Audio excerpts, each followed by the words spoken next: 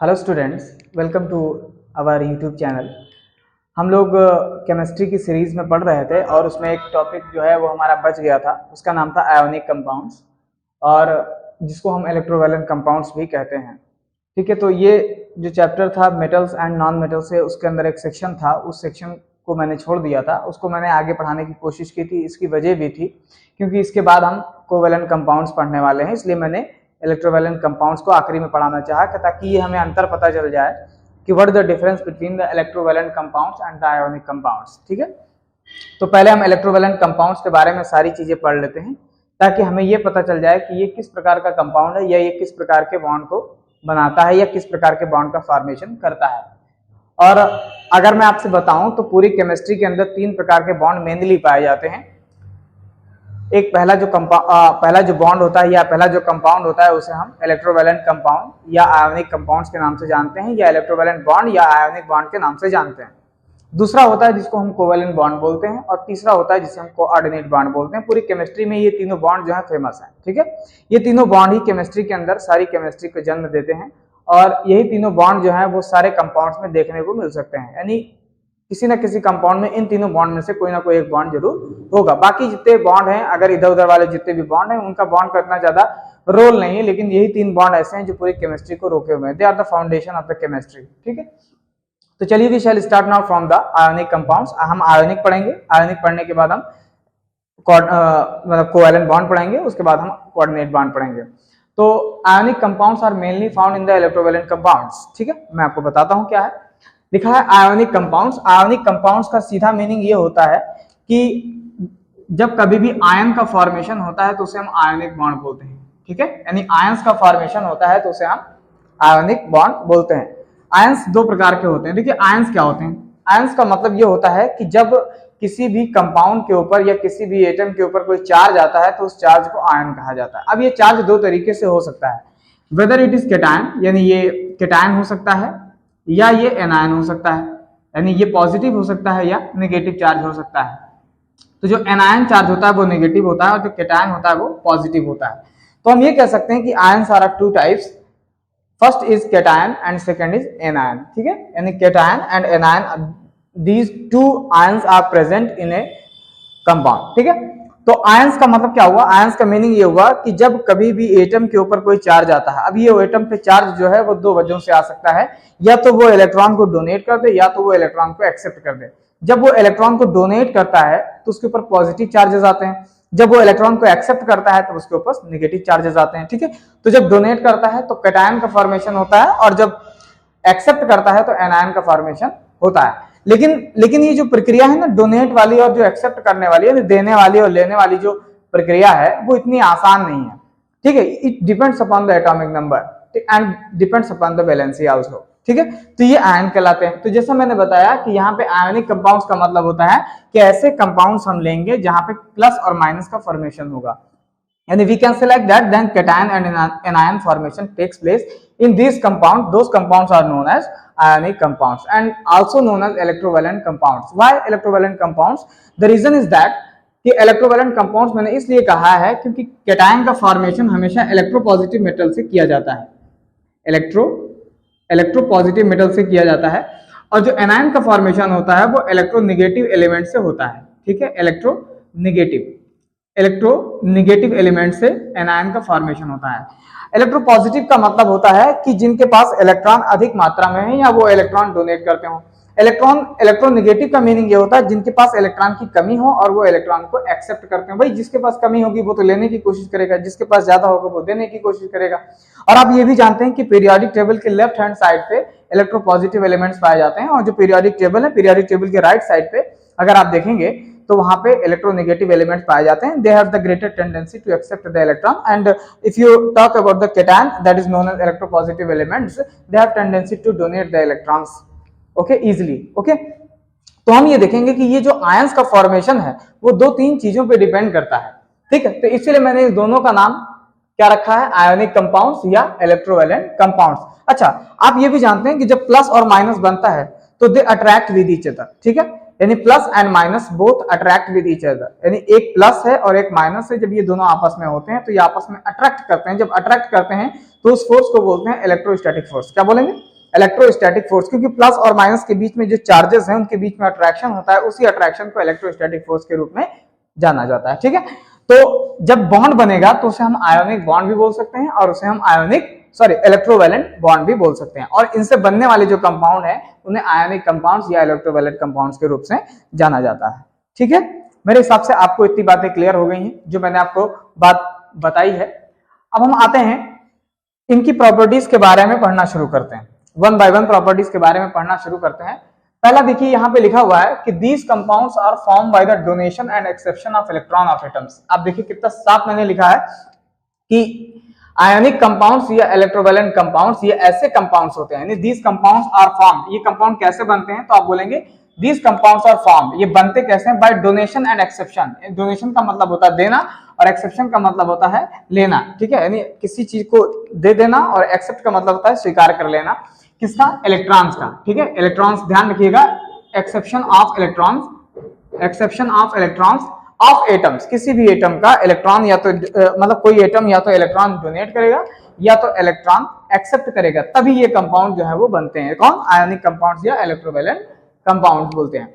अगर हम डोनेट की बात करें तो देखिए यहाँ पे लिखा हुआ है कि जो ऐसे कंपाउंड्स जो डोनेट करते हैं, ठीक, या ऐसे एटम्स जो इलेक्ट्रॉन डोनेट करते हैं वो केटायन का फॉर्मेशन करते हैं। केटायन मतलब पॉजिटिव चार्ज का फॉर्मेशन करते हैं, और ये इलेक्ट्रोपॉजिटिव मेटल्स कहलाते हैं। ठीक है, इलेक्ट्रोपॉजिटिव मेटल्स कहलाते हैं, यानी they are known as electropositive metal, यानी ऐसे मेटल जिनके पास इलेक्ट्रॉन की अधिकता है उन्हें हम इलेक्ट्रोपॉजिटिव मेटल्स कहते हैं। ठीक है, अच्छा, कोई भी एटम जो इलेक्ट्रॉन को एक्सेप्ट करता है वो एनायन का फॉर्मेशन करता है, यानी वो एनायन का फॉर्मेशन करता है, उन्हें इलेक्ट्रोनेगेटिव एलिमेंट्स कहा जाता है। यहाँ पे मेटल ना लिखें क्योंकि ये मेटल होते नहीं है, दे आर नॉन मेटल्स। ठीक है, यहाँ पे ध्यान रखिएगा, they are non metals. Non metals जो है वही इलेक्ट्रोनेगेटिव होते हैं, तो हम ऐसे बोलेंगे they are electronegative non metals. ठीक है, आप ऐसे बोल सकते हैं, या इलेक्ट्रोनेगेटिव एलिमेंट्स बोल सकते हैं, जैसे मैंने ऊपर लिखा है इलेक्ट्रोपॉजिटिव मेटल बोल सकते हैं, एलिमेंट बोल सकते हैं आप।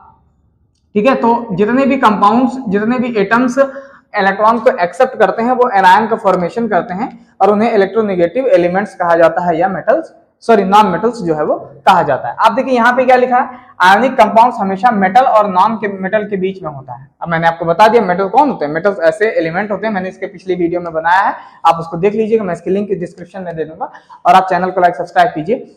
ठीक है, मेटल और नॉन मेटल जो लिखा है यहाँ पे ये कहा गया कि मेटल्स ऐसे एलिमेंट होते हैं जिनके पास फ्री इलेक्ट्रॉन्स होते हैं, या वो इलेक्ट्रॉन्स रखते हैं, और नॉन मेटल के पास इलेक्ट्रॉन की कमी होती है। ठीक है, तो मैंने अभी जो ऊपर बताया वो यही बात बताई कि एक इलेक्ट्रॉन देने वाला होता है और एक इलेक्ट्रॉन लेने वाला होता है। इसका मतलब ये रिएक्शन मेटल और नॉन मेटल के बीच में होती है, the bond formation takes place between the metal and the non metal, यानी मेटल और नॉन मेटल के बीच में बॉन्ड का फॉर्मेशन होता है, which the bond is known as electrovalent bond. Okay, आगे देखिए लिखा है get dissociated when dissolve in water. आगे क्या बताया कि जब हम इन कंपाउंड्स हो, चाहे वो आयोनिक कंपाउंड्स हो चाहे वो इलेक्ट्रोवैलेंट कंपाउंड्स, अब मैं इनमें से एक ही बोलूंगा, इलेक्ट्रोवैलेंट कंपाउंड्स बोलूंगा मैं। तो यहाँ पे क्या है कि ये कहा गया है कि जब कभी भी इलेक्ट्रोवैलेंट कंपाउंड्स को वाटर के अंदर डिसॉल्व कर दिया जाता है तो वो डिसोसिएट हो जाते हैं। डिसोसिएट का मतलब होता है दे बिकम सेपरेटेड, यानी positive and negative ions get separated. ठीक है, एग्जांपल अगर मैं कह दूं तो NaCl, मैंने जैसे मान लिया कोई कंपाउंड लिया है मैंने, और NaCl को जैसे ही आप वाटर के अंदर डिसॉल्व करेंगे ये कन्वर्ट हो जाएगा, डिसोसिएट हो जाएगा Na प्लस Cl माइनस में। ठीक है, तो ये बता देते हैं कि ये चार्जेस के रूप में जो है वो वाटर के अंदर जो है वो मौजूद रहते हैं। वही लिखा है गेट डिसोसिएटेड, यानी ये डिसोसिएट हो जाते हैं तब जब इन्हें वाटर के अंदर डिसॉल्व किया जाता है। आगे अगर हम देखें एवरी एटम वांट्स, यहाँ पे मैंने वांट्स नहीं लिखा है, यहाँ पे देख लीजिए आप, every atom wants to complete it octet और डुप्लेट, यानी हर एटम अपना ऑक्टेट या डुप्लेट कंप्लीट करना चाहता है। ऑक्टेट और डुप्लेट का मतलब क्या होता है, ऑक्टेट यहाँ पे देखिए, ऑक्टेट और डुप्लेट का मतलब ये होता है कि हर एटम अपनी शेल के अंदर, आप जानते हैं कि एटम होता है, एक एटम के अंदर इलेक्ट्रॉन, प्रोटॉन, न्यूट्रॉन होते हैं, जिसमें से प्रोटॉन और न्यूट्रॉन न्यूक्लियस के अंदर पाया जाता है, और इलेक्ट्रॉन जो है वो न्यूक्लियस के चारों तरफ रिवॉल्व करता है एक पर्टिकुलर ऑर्बिट में, जिसे शेल बोलते हैं, पर्टिकुलर ऑर्बिट में जो है वो रिवॉल्व करता है। चार शेल होती हैं, अभी तक तो 4 ही शेल हैं, KLMN। ठीक है, ऐसे करके शेल होती हैं। आप देखिए यहाँ पे, जैसे मैं यहाँ पे अगर बना दूं कि ये पॉजिटिव चार्ज है, यहाँ पे न्यूक्लियस जिसको हम बोलेंगे, उसके बाद मैं ऐसे शेल बना रहा हूँ। आप देखिए यहाँ पे मैंने कई सारी शेल बनाई जिसमें इलेक्ट्रॉन जो है वो चारों तरफ रिवॉल्व करता है। तो पहली शेल में 2 इलेक्ट्रॉन होते हैं, दूसरी शेल में 8 इलेक्ट्रॉन होते हैं। मैं बार बार बनाऊंगा नहीं, 3 4 5 6 7 8 इलेक्ट्रॉन होते हैं। तीसरे शेल में 18 इलेक्ट्रॉन होते हैं, चौथे में 32 इलेक्ट्रॉन होते हैं। ठीक है, तो इसमें ये बताया गया कि हर एटम या तो अपनी शेल को कंप्लीट करना चाहता है, यानी शेल कंप्लीट करने का मतलब ये है कि वो अपनी शेल में या तो 2 इलेक्ट्रॉन को या तो 8 इलेक्ट्रॉन को कंप्लीट करने की कोशिश करता है। तो जब 2 होता है तो उसे डुप्लेट बोलते हैं, और जब 8 होता है तो वो ऑक्टेट कंप्लीट करने की बात की जाती है। ऑक्टेट का मतलब होता है मेरे पास कम से कम 8 इलेक्ट्रॉन होना चाहिए। ठीक है, अगर उससे ज्यादा है तो मुझे दिक्कत है, अगर उससे कम है तब भी मुझे दिक्कत है। ये हर एटम की अपनी प्रॉपर्टी होती है। ठीक है, अब आप देखिए डुप्लेट का मतलब होता है 2 ही इलेक्ट्रॉन, तो 2 ही इलेक्ट्रॉन केवल 2 एटॉमिक नंबर तक जाता है। ठीक है, 2 एटॉमिक नंबर तक जाता है, तो जो मेनली मेरा फोकस होगा वो ऑक्टेट पे होगा। ठीक है, यानी ऑक्टेट कंप्लीट करने की बात यहाँ पे की जाएगी। ठीक है, डुप्लेट तो जैसे हाइड्रोजन हुआ और हीलियम हुआ, ये 2 ऐसे एलिमेंट है जो अपना डुप्लेट कंप्लीट करना चाहते हैं, क्योंकि हाइड्रोजन का एटॉमिक नंबर 1 होता है और हीलियम का क्या होता है 2 होता है। तो ये दोनों 2 ही कंप्लीट करना चाहते हैं।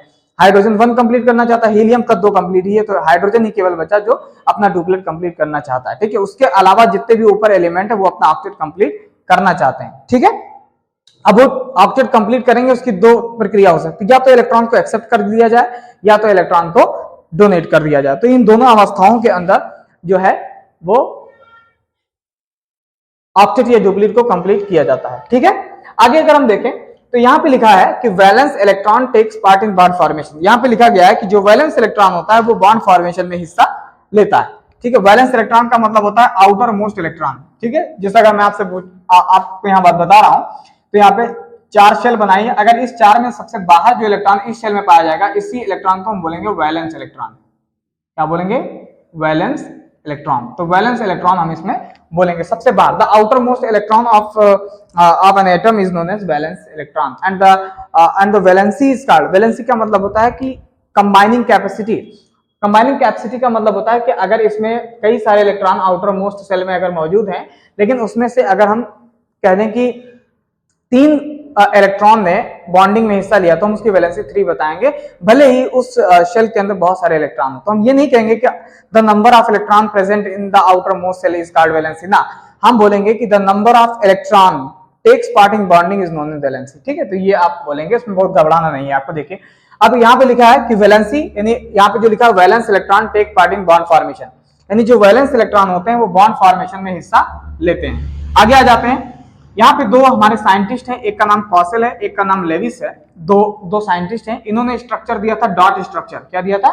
डॉट स्ट्रक्चर, जिसको मैं अभी बाद में बताता हूँ। डॉट स्ट्रक्चर का मतलब होता है, इन्होंने बताया था कि जितने भी वैलेंस इलेक्ट्रॉन होंगे किसी भी एटम के, चाहे वो इलेक्ट्रोपॉजिटिव हो चाहे वो इलेक्ट्रो नेगेटिव एलिमेंट हो, उसके जितने भी आउटर मोस्ट यानी वैलेंस इलेक्ट्रॉन होंगे उनको उस एटम का सिंबल लिख के उसके चारों तरफ डॉट या क्रॉस स्ट्रक्चर से दिखाया जाता है। ये कौशल लेविस ने बताया था, ताकि हम एक प्रकार से इलेक्ट्रोवैलेंट बॉन्ड फॉर्मेशन जो है वो दिखा सकते हैं। अभी मैं आपको 3 करके दिखा रहा हूं। ठीक है, चलिए अगर 9th में अगर हम देखें फिजिकल नेचर की बात करें तो जितने भी इलेक्ट्रोवैलेंट कंपाउंड्स होते हैं, यानी फिजिकल नेचर की अगर बात करें तो जितने भी इलेक्ट्रोवैलेंट कंपाउंड्स होते हैं वो सभी के सभी सॉलिड होते हैं, सभी के सभी हार्ड होते हैं।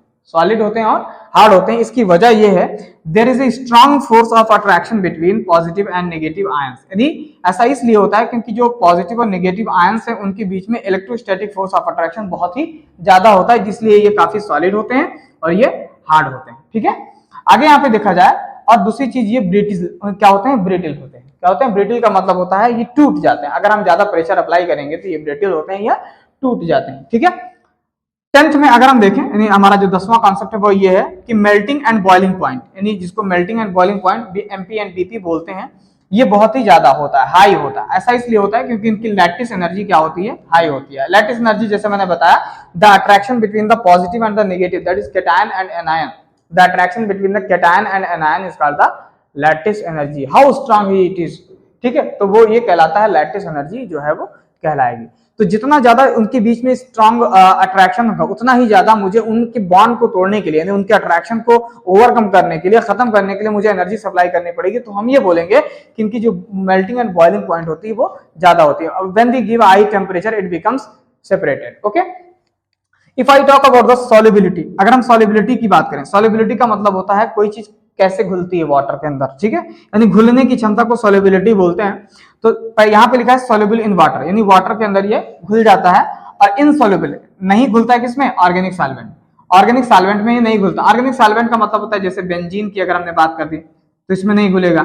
अगर हम CCl4 कार्बन टेट्राक्लोराइड की बात करते हैं तो उसमें नहीं घुलेगा। ईथर की हम बात करते हैं तो इसके अंदर नहीं घुलेगा। तो ये सब ऑर्गेनिक सॉल्वेंट कहलाते हैं, इसमें नहीं घुलेगा और वाटर के अंदर ये घुल जाएगा। इसकी वजह ये है क्योंकि एक केमिस्ट्री में एक स्लोगन चलता है कि लाइक डिसॉल्व लाइक, जो जैसा होता है उसको वैसा ही मिलता है। तो इसमें ये कहा गया कि जितने भी कंपाउंड्स प्लस और माइनस बनाते हैं उन्हें पोलर कंपाउंड्स बोलते हैं। क्या बोलते हैं, पोलर कंपाउंड्स बोलते हैं। और पोलर कंपाउंड्स हमेशा पोलर कंपाउंड्स में ही डिसॉल्व होगा, नॉन पोलर वाले नॉन पोलर में डिसॉल्व होंगे। ठीक है, यानी we can say like that कि non polar compounds non polar में डिसॉल्व होंगे और पोलर कंपाउंड्स पोलर में डिसॉल्व होंगे। तो जितने भी इलेक्ट्रोवैलेंट कंपाउंड्स हैं इन्हें पोलर कंपाउंड कहा जाता है। क्या कहा जाता है, पोलर कंपाउंड। पोलर कंपाउंड इसलिए क्योंकि इसके अंदर चार्ज बनते हैं, पोलर कंपाउंड्स कहा जाएगा। तो इनको वाटर के अंदर जो है वो डिसॉल्व किया जाता है, या वाटर के अंदर ये डिसॉल्व हो जाते हैं। ठीक है, ये हो गया। आगे आ जाइए, जो मेन इंपॉर्टेंट है वो ये है कंडक्शन ऑफ इलेक्ट्रिसिटी। क्या जितने भी इलेक्ट्रोवैलेंट कंपाउंड है क्या वो इलेक्ट्रिसिटी को कंडक्ट कर सकते हैं? तो इसका जो आंसर है वो ये है कि अगर सॉलिड स्टेट में है, अगर कोई चीज सॉलिड स्टेट में है तो वो इंसुलेटर होता है, वो इलेक्ट्रिसिटी को कंडक्ट नहीं कर सकता। लेकिन जब ये सॉल्यूशन के रूप में होता है, सॉल्यूशन के रूप में होता है तब ये कंडक्टर होता है, यानी ये इलेक्ट्रिसिटी को कंडक्ट कर सकता है। इसकी वजह ये है कि जब ये सॉल्यूशन के अंदर होता है तो इसके अंदर जो चार्जेस हो जाते हैं वो फ्री चार्जेस हो जाते हैं, यानी जो चार्जेस होते हैं वो क्या हो जाते हैं, फ्री हो जाते हैं।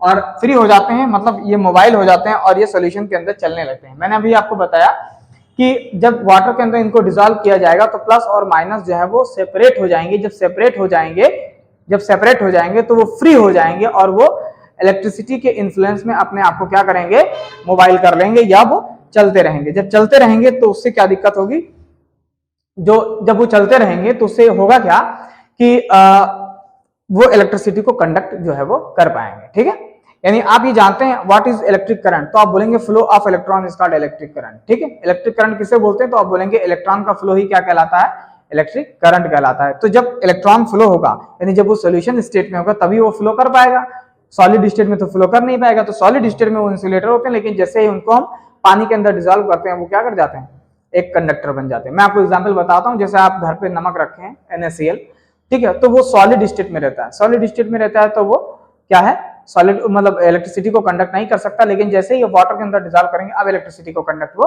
करने लगेगा। ठीक है, तो ये कुछ प्रॉपर्टी है किसकी, आयोनिक कंपाउंड्स की। ठीक है, आयोनिक कंपाउंड्स की कुछ प्रॉपर्टी है। अब हम आपको वो बताते हैं जो कौशल और लेविस ने बताया था। ठीक है, तो कौशल और लेविस ने बताया था कि किसी भी, मैं यहाँ पे इसको इरेज कर रहा हूँ, कौशल और लेविस ने ये बात बताई थी कि किसी भी एटम को, यानी कोई भी एलिमेंट है उस एलिमेंट के आउटर मोस्ट इलेक्ट्रॉन, ठीक है, यहाँ पे देखेंगे कौशल और लेविस की ये बात आप समझ लीजिए, मैं यहां से बताने जा रहा हूं आपको।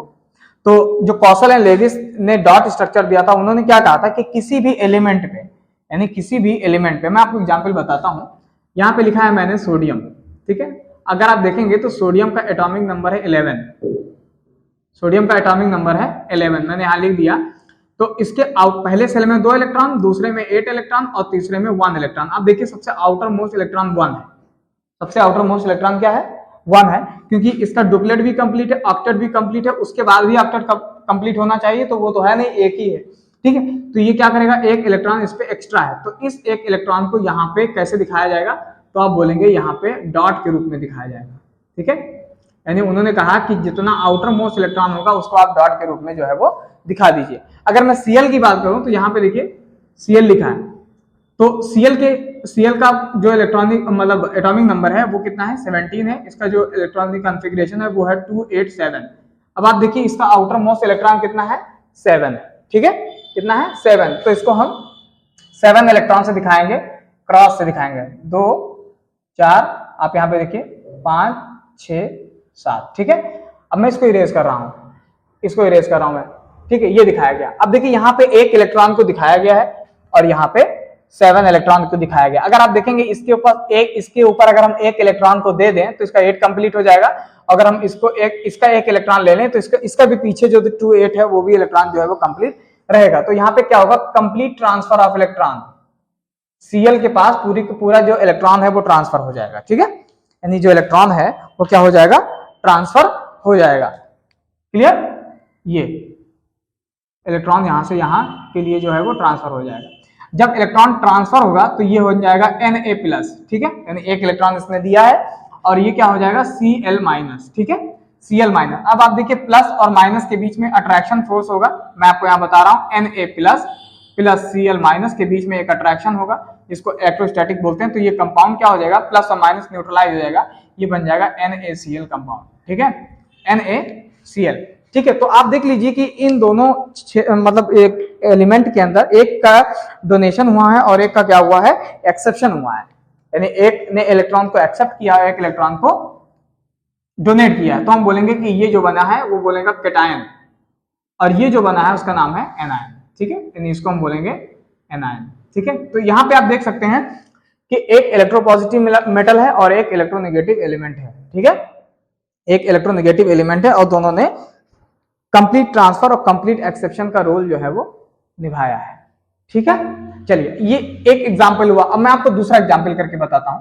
एक अगला एग्जाम्पल है, उसका नाम है MgCl2, ठीक है, Mg यहां लिखा मैंने, Cl यहां लिखा मैंने, Cl यहां लिखा, ठीक है। आगे देखिए, अगर हम MgCl2, तो आप देखिए कि Mg का अगर हम देखेंगे इलेक्ट्रॉनिक कॉन्फ़िगरेशन तो इसका होता है 12, और इसके हम पहले 8 इलेक्ट्रॉन, फिर सॉरी 2 इलेक्ट्रॉन, फिर 8 इलेक्ट्रॉन, फिर 2 इलेक्ट्रॉन, तो ये 12 हो गया, जिसमें से ये दोनों कंप्लीट है, तो इन दोनों को हम इरेज कर देते हैं, तो बचा कितना 2, तो हम यहाँ पे 2 इलेक्ट्रॉन को क्रॉस से दिखा रहे हैं, किसी एक चीज से दिखा दीजिए। अगर आप इसे डॉट से दिखा रहे हैं तो फिर इसे क्रॉस से दिखाइए, आप इसे अगर क्रॉस से दिखा तो इसे डॉट से दिखा दीजिए, मतलब दोनों डिफरेंट हो ताकि पता चले कि किसमें इलेक्ट्रॉन गया है किसमें नहीं गया है, ठीक है। अच्छा, Cl का भी मैंने आपको बताया था 7 था, तो आप देखिए यहाँ पे मैंने 1 2 3 4 5 6 7, 1 2 3 4 5 6 7, ठीक है। अब हम क्या करेंगे, इनके पास एक इलेक्ट्रॉन कम है, इनके पास एक इलेक्ट्रॉन कम है, तो हम यहाँ से दे देंगे इसको, ये क्रॉस यहाँ आ जाएगा, इनको दे देंगे, यहाँ पे एक क्रॉस आ जाएगा। अब देखिए इसने 2 इलेक्ट्रॉन को लूज किया है, तो ये हो जाएगा Mg2+, और यहाँ पे एक इलेक्ट्रॉन लिया Cl-, एक यहाँ पे Cl-। अब देखिए ये बगल में आ जाएंगे, इनका नाम होगा Mg2+ एंड 2Cl-, आप ऐसे बोलेंगे 2Cl-, उसके बाद ये आपस में न्यूट्रलाइज करेंगे तो ये बनेगा MgCl2, क्या बन जाएगा MgCl2। तो ये जो बात बताई थी, इस तरीके का करने का जो मामला था वो बताया था किसने, कौशल एंड लेविस ने ये रूल जो है वो बताया था। एक तीसरा एग्जांपल कर लेते हैं ताकि आपको समझ में आ जाए। AlCl3, अगर हम देखेंगे Al Cl Cl Cl, ठीक है, हमने इसको तीन डॉट से दिखाएंगे हम ऐसे, देखिए 3 डॉट से, बाकी यहाँ पे 7 7 7, आप इसको कई बार करिएगा आपको समझ में आ जाएगा, और यहाँ पे 7 आपको बनाने हैं, इस तरीके से करिएगा कि सामने सामने थोड़ा पड़ जाए। जैसे देखिए अब मैं यहाँ पे थोड़ा सा बना रहा हूँ ना, तो यहाँ पे ये, तो ये यहाँ पे, ये यहाँ पे एक इलेक्ट्रॉन और एक इलेक्ट्रॉन यहाँ पे, ठीक है। तो आप देखिए यहाँ पे एक इलेक्ट्रॉन आ गया है, यहाँ पे एक इलेक्ट्रॉन आ गया है, और यहाँ पे एक इलेक्ट्रॉन आ गया, तो ये देखिए कितना दिया इसने, तो आप बोलेंगे Al3 प्लस 3Cl-, तो ये बन जाएगा AlCl3। तो इस तरीके के कंपाउंड्स को हम क्या बोलते हैं, इलेक्ट्रोवैलेंट कंपाउंड। अब आपको इतना पता चल गया है कि जितने भी इलेक्ट्रोवैलेंट कंपाउंड होंगे वो सभी के सभी इलेक्ट्रॉन डोनेट करने और इलेक्ट्रॉन को एक्सेप्ट करने से जो है ये बनेंगे। तो ये जो हमारा कंसेप्ट था एक आयनिक कंपाउंड्स का, बहुत ही इंपॉर्टेंट है। मैं आपको बता रहा हूं कि बहुत सारे कंपाउंड्स ऐसे हैं जैसे LiCl, NaCl, KCl, MgCl2, CaCl2, ठीक है, ये सब कंपाउंड जितने भी हैं इन सभी को आयनिक कंपाउंड्स के रूप में डिटेक्ट किया जाता है या पहचाना जाता है, ठीक है।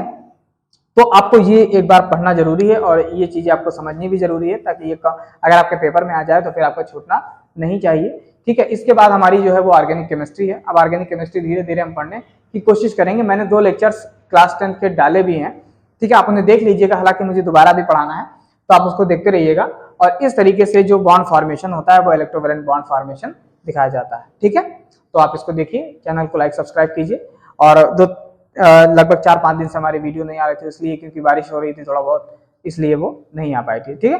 तो अब हमारी वीडियो जो है वो लगातार आएगी, अब देखते हैं, करते हैं, ठीक है, और चैनल को सब्सक्राइब कीजिए। Okay, thank you.